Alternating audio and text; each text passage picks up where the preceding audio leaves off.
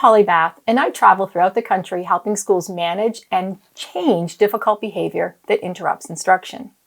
Today, I'd like to address a question regarding logical consequences. What is an example of logical consequences?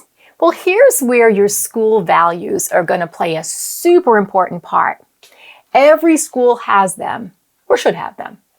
Let's say you talk about responsibility, or you talk about positivity, resilience, empathy, respect, safety. These are all words that float around our buildings, and we really should define them more operationally so kids can understand how those work and what are the expectations around that. And not just behavioral expectations, but what it actually means to be responsible, respectful, safe, accountable, persevere, empathy, and so on and so on.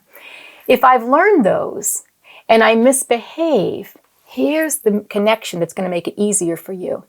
Always ask yourself, when the child misbehaves, what value did they work against? What value did they not show? And they have to give back to that value. So you were so disruptive in the class that I couldn't teach. And that took a lot of my time. So when it's your time, I'm going to ask you to give back to the classroom by straightening a bookshelf or doing a task that's reasonable.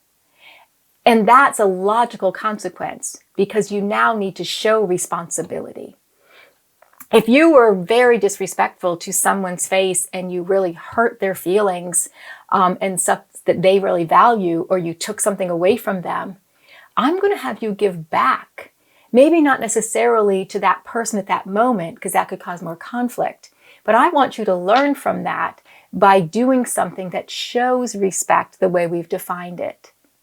I always want to think about logical consequences being giving back to a value. So because that's how we build community.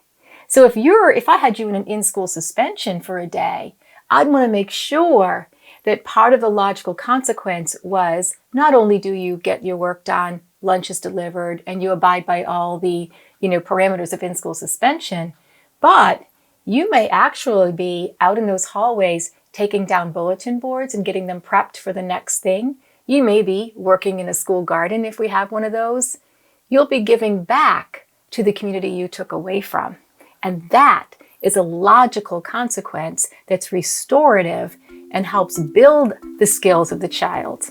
Don't forget to like, subscribe, hit the bell for notifications, watch these videos. If you've got questions for future videos, include them in the comments below.